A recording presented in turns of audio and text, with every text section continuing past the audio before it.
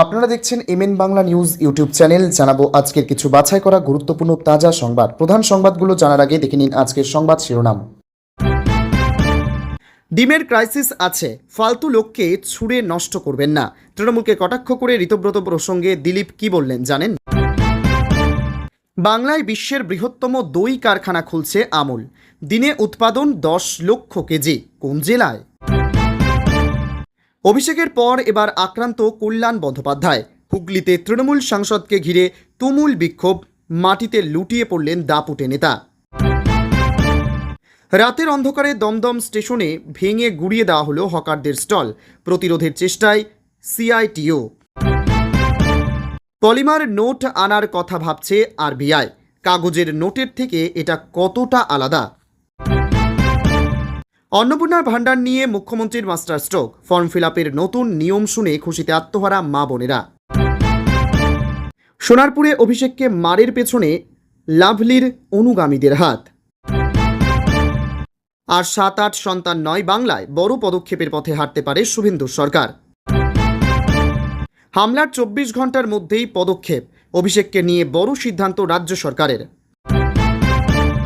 আমরা অন্য জায়গায় শিফট করছে, এখানে চিকিৎসা হচ্ছে না। অভিষেককে অ্যাপোলো থেকে বেলভিউতে নিয়ে যাচ্ছেন মমতা।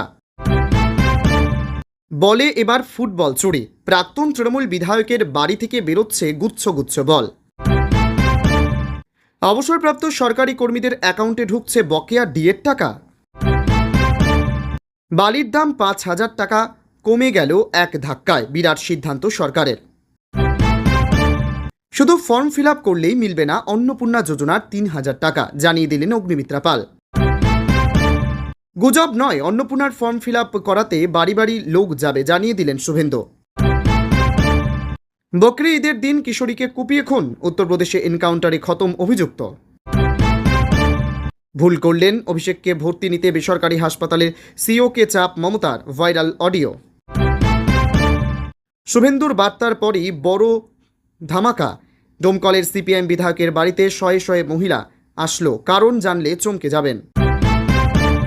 জুলাই থেকেই বাড়ি বাড়ি স্মার্ট মিটার, 2 কোটি গ্রাহকের জন্য বড় ঘোষণা, বিদ্যুৎ বিলে আসছে বদল। 3,000 টাকার লোভ দেখিয়ে অন্নপূর্ণা যোজনার নামে প্রতারণা, তদন্তে পুলিশ। শুভেন্দু অধিকারীকে হেনস্থা করা প্রাক্তন তৃণমূল বিধায়ক তপন চ্যাটার্জিকে সরকারি ত্রাণ চুরির অভিযোগে গ্রেপ্তার করল পুলিশ। বাড়ি থেকে উদ্ধার প্রচুর ত্রিপল, কম্বল ও শাড়ি। 300 ইউনিট পর্যন্ত ফ্রি বিদ্যুৎ, 40 লক্ষ পরিবার পাবে বিশেষ সুবিধা, বড় উদ্যোগ সরকারের। সেদিন আমরা কেউ বাঁচতাম না, নাড্ডার গাড়িতে পাথর ছোড়া হয়েছিল। অতীতের দুর্বিষহ অভিজ্ঞতা নিয়ে মুখ খুললেন দিলীপ। অভিষেককে হাসপাতালে ভর্তি করাতে মমতার চাপ, বিজেপি নেতার পোস্ট করা অডিও ক্লিপ ঘিরে তোলপাড়। 50 জনের সই সম্পন্ন, ঋতব্রতকে দলনেতা করেই তৈরি হচ্ছে আসল তৃণমূল। আমপানের ল্যান্ডফল সাগরে, আর ক্ষতি ফলতায়, 10,000 ভুয়ো মৎস্যজীবীকে বিপুল টাকা। অন্নপূর্ণা যোজনার ফর্ম ফিল আপ নিয়ে চিন্তা শেষ, কোনো তথ্য না থাকলে কি করবেন, জানালেন অগ্নিমিত্রা। এতক্ষণ শুনছিলেন সংবাদ শিরোনাম, এবার আসছে বিস্তারিত খবরে। ভিডিওটি ভালো লাগলে লাইক করুন এবং আমাদের ইউটিউব চ্যানেলটি সাবস্ক্রাইব করে আমাদের সঙ্গে থাকুন। পরবর্তী আপডেটের জন্য ধন্যবাদ। মহারাষ্ট্র মডেলের পুনরাবৃত্তি পশ্চিমবঙ্গে, জোর জল্পনা রাজনীতিতে। তৃণমূল থেকে বহিষ্কৃত হয়ে 50 জন বিধায়ককে নিয়ে ঋতব্রত বন্দ্যোপাধ্যায় স্পিকারের কাছে পৌঁছে গিয়েছে বলে দাবি করেছেন রাজ্যের মন্ত্রী তাপস রায়। আর তাতেই প্রশ্ন জোরালো হচ্ছে, মহারাষ্ট্রে যেমন উদ্ধব ঠাকরের হাত থেকে শিবসেনা বেরিয়ে গিয়েছিল, পশ্চিমবঙ্গেও কি মমতা বন্দ্যোপাধ্যায়ের হাত ছাড়া হচ্ছে তৃণমূল? বিধানসভায় সই জালকাণ্ডের পর তৃণমূলের পরিষদীয় দলে ভাঙনের ইঙ্গিত দেখা গিয়েছিল। ঋতব্রত এবং সন্দীপন সাহাই বিষয়টি জানিয়ে স্পিকারকে চিঠি দিয়েছিলেন বলে জানান মুখ্যমন্ত্রী শুভেন্দু অধিকারী। এরপরই ঋতব্রত এবং সন্দীপনকে বহিষ্কার করে তৃণমূল, আর তার 24 ঘন্টার মুখেই অস্তিত্ব সংকটে। মঙ্গলবার দুপুরে বিধানসভায় পৌঁছে যান ঋতব্রত, আর তার ঠিক পিছু পিছুই বিধানসভায় পৌঁছান তাপস। কিন্তু চাইলেই কি তৃণমূলের দখল নিতে পারেন ঋতব্রত? এক্ষেত্রে নিয়ম কি?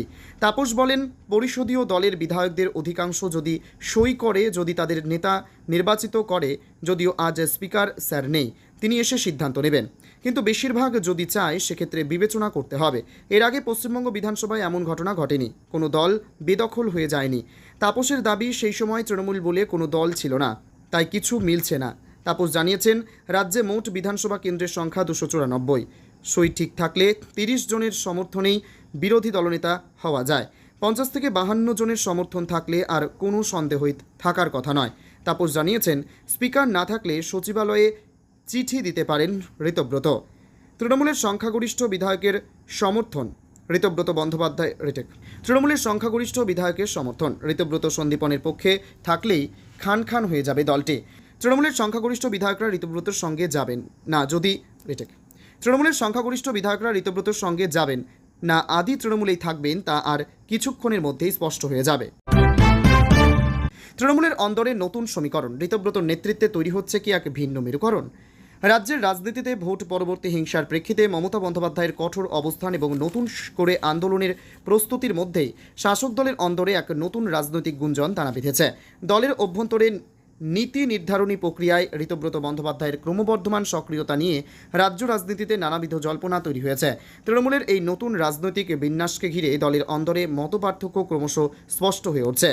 বিশেষ করে বিধায়কদের এই তালিকায় ফিরহাদ হাকিম, মদন মিত্র ও কুণাল ঘোষের মতো প্রভাবশালী নেতাদের অনুপস্থিতি অনেকগুলো প্রশ্নের জন্ম দিয়েছে। রাজনৈতিক পর্যবেক্ষকদের মতে এটি দলের প্রবীণ ও নবীন নেতৃত্বের মধ্যে এক প্রকার ব্যবধানকে সামনে নিয়ে এসেছে। অনেকে মনে করছেন ক্ষমতার অলিন্দে প্রভাব বজায় রাখা ও দলের ভবিষ্যৎ কৌশল নির্ধারণের ক্ষেত্রে এই ঘটনা এক গুরুত্বপূর্ণ মোড় হতে পারে। এই ঘটনার পেছনে মূলত দলের অভ্যন্তরীণ নিয়ন্ত্রণ ও মতাদর্শগত অবস্থানকে দায়ী করছেন রাজনৈতিক বিশ্লেষকরা। শাসক দলের শীর্ষ নেতৃত্বের বিরুদ্ধে সরাসরি না হলেও পৃথক এই উদ্যোগের মাধ্যমে একগুচ্ছ বিধায়কের সক্রিয় হওয়া সংগঠনের অভ্যন্তরীণ সংহতিকে চ্যালেঞ্জের মুখে দাঁড় করিয়েছে। যদি এই বিধায়কদের জোট দানা বাঁধে তবে আগামী দিনে রাজ্য বিধানসভার অন্দরে দলের ভূমিকা এবং সরকারের নীতি নির্ধারণী প্রক্রিয়ায় মমতা বন্দ্যোপাধ্যায়ের একক আধিপত্যে অস্বস্তি তৈরি হতে পারে। একই সঙ্গে এই ঘটনা বিরোধী শিবিরকে শাসক দলের কোন্দল নিয়ে নতুন করে সরব হওয়ার রসদ যোগাতে পারে বলে মনে করা হচ্ছে। সোনারপুরে দলীয় কর্মীর পরিবারের সঙ্গে দেখা গিয়ে শনিবার হামলার মুখে পড়তে হয় ডায়মন্ড হারবারের সাংসদ অভিষেক ব্যানার্জিকে। ঠিক তার পরের দিনই আক্রান্ত হন শ্রীরামপুরের তৃণমূল সাংসদ কল্যাণ ব্যানার্জি। দুই সাংসদের আক্রান্ত হওয়ার ঘটনা নিয়ে এবার কটাক্ষের মেজাজে মন্ত্রী দিলীপ ঘোষ। দুই তৃণমূল সাংসদের আক্রান্ত হওয়ার ঘটনায় খড়গপুর সদরের বিধায়কের বক্তব্য, ওদের দুজন সাংসদ পাবলিকের কাছে অলরেডি পালিশ খেয়েছেন, অথচ দুজনের কারুর গায়ে কোনো আহত হওয়ার দাগ নেই। এর মধ্যে একজন কল্যাণ ব্যানার্জি, ওর নাটক আমরা পার্লামেন্টে বহুবার দেখেছি। ওকে সেদিন কেউ একটি চটি মেরেছিল, রুমাল দিয়ে রোগড়ে এক ফোঁটা রক্ত বের করতে পারলেন না। তিনি আরও বলেন, আমি এখন বুঝতে পারছি আমার হরিণঘাটা ডিমের দাম এত বাড়ল কেন।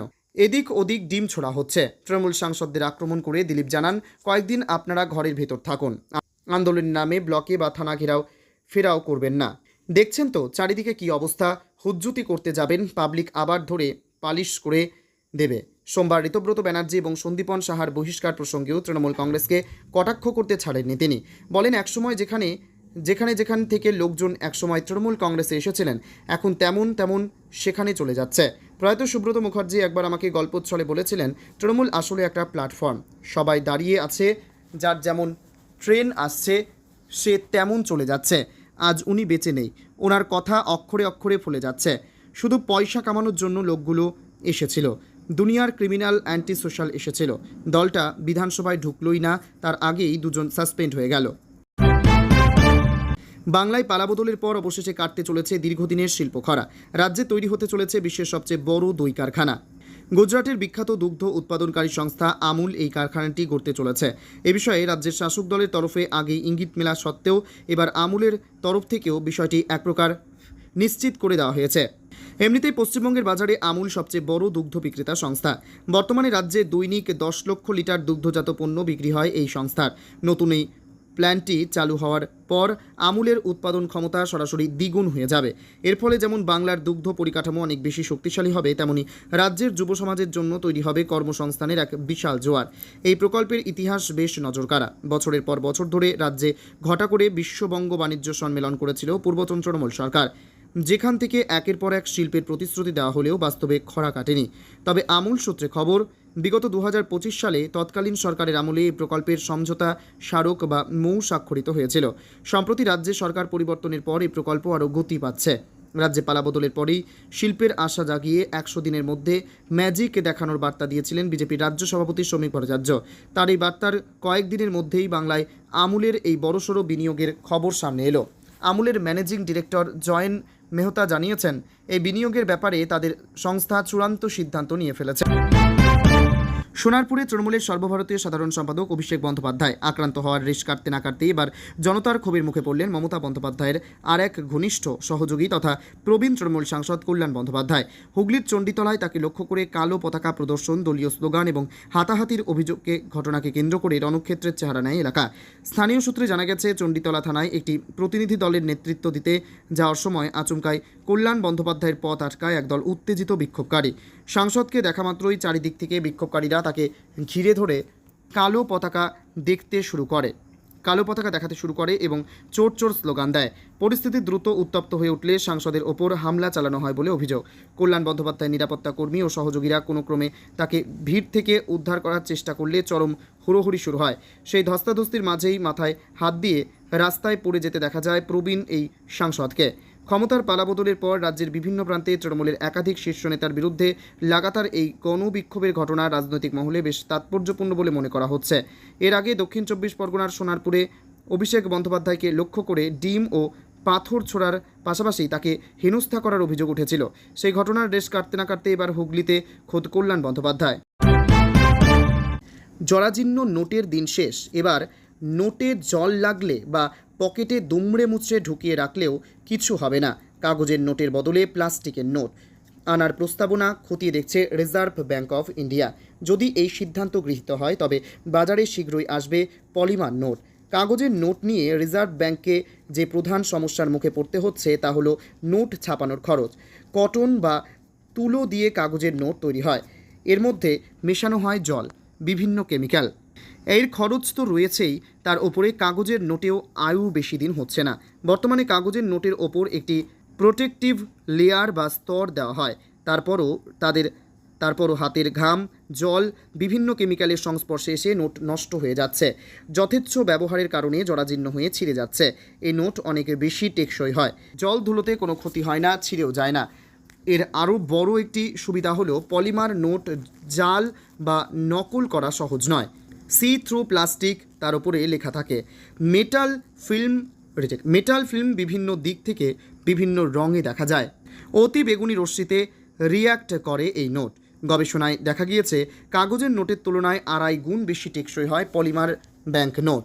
যদি পলিমার নোট ছাপানো হয় তাহলে এই সমস্যা আর থাকবে না। জলে ভিজে যাওয়া বা নোট ছিঁড়ে যাওয়ার ভয় থাকবে না। অনেক বেশি টেকসই হবে এই নোট। বারবার নোট ছাপাতে হবে না আরবিআইকে, এতে খরচ অনেকটা কমবে। বিজনেস স্ট্যান্ডার্ডের রিপোর্ট অনুযায়ী পাইলট প্রকল্প হিসাবে আরবিআই পলিমার ব্যাংক নোট আনতে পারে। আরবিআই সবথেকে বেশি 500 টাকার নোট ছাপায়, তারপরে 100 টাকার নোট ছাপানো হয়।